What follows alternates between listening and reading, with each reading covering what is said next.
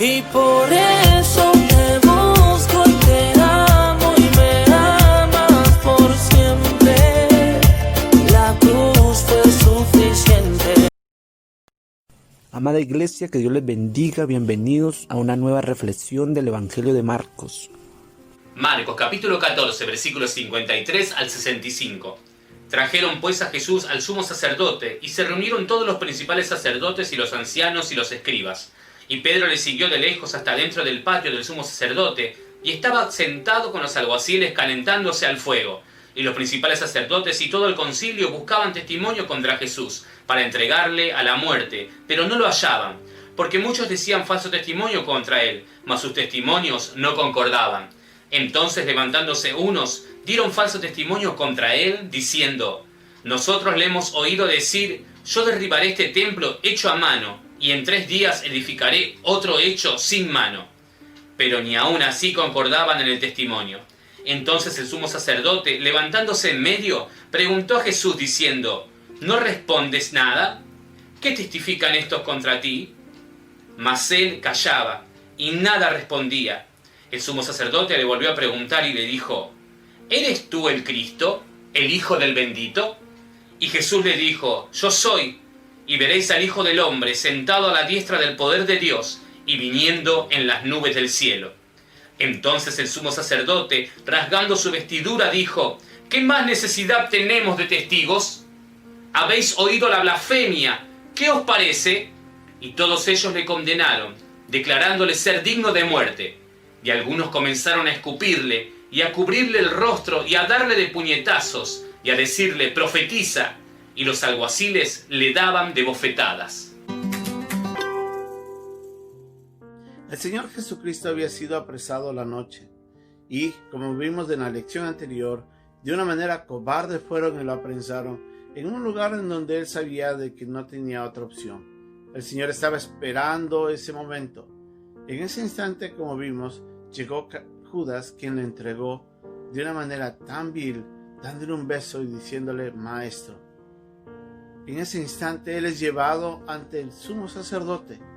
Primero llega ante Anás, quien había sido el sumo sacerdote anteriormente, quien era el suegro de Caifás, y ante una pequeña interrogación no le encuentran la manera de acusarle.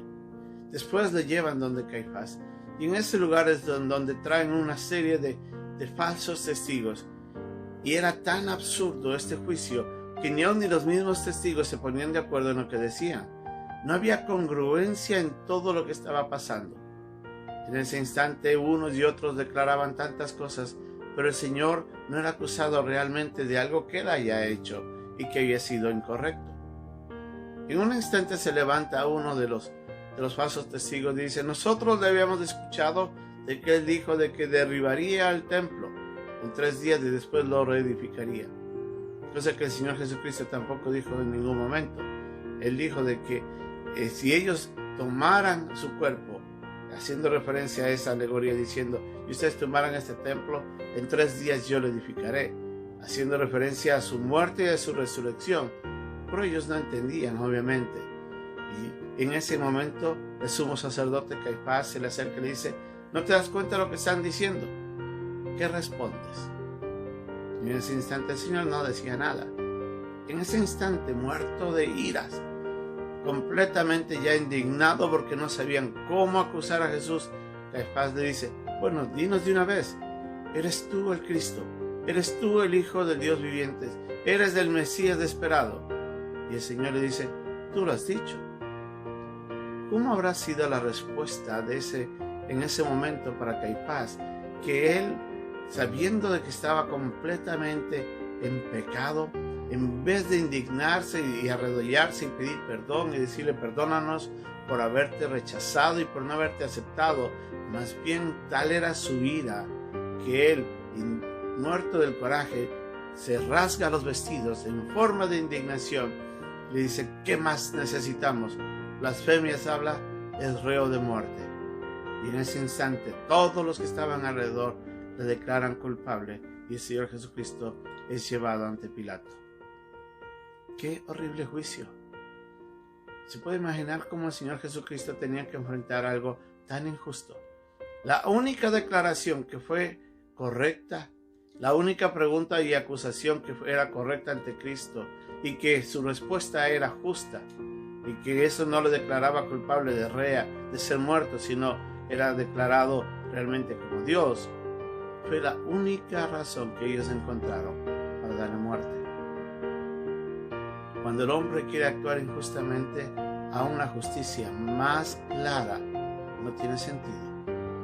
Esa es nuestra actitud pecaminosa. Nosotros lamentablemente tenemos esa tendencia a buscar lo injusto. Nuestro pecado nos lleva a hacer lo malo, lo vil. Este inicuo juez le acusa de algo que realmente no tenía por qué acusarle, porque lo que dijo Jesús era verdad. Él no estaba blasfemando, él estaba diciendo una certeza más grande que la misma creación. Para nosotros, a veces cuando enfrentamos dificultades, ¿le ha pasado a usted que algún momento usted mira a Dios y dice, ¿por qué eres injusto conmigo? ¿Por qué haces esto o aquello? ¿Yo qué he hecho? Nosotros cuestionamos la justicia de Dios a veces. Pareceríamos que somos parte de ese grupo de personas que, acusándole al justo, le declarábamos injusto. A veces no nos gustan algunas cosas que pasan en nuestra vida. Eso no quiere decir de que porque no nos gusta o porque nos parezcan dolorosas, no sea correcto. Dios va a permitir que las cosas sucedan de acuerdo a su voluntad. Aunque sí, a veces sucederán cosas que no son justas, pero que Dios permitirá porque Él tiene un propósito. Él sabe lo que está pasando. El entender de que Dios es justo y el recordarlo nos ayudará a nosotros a enfrentar las dificultades de la vida para mirar a Dios como un Dios que es correcto en su manera de obrar, que nunca hará algo indebido y que si permite algo que obviamente no es hecho por Él, sino provocado por alguien, Él sabrá por qué lo hace. Dios nunca obrará con injusticia.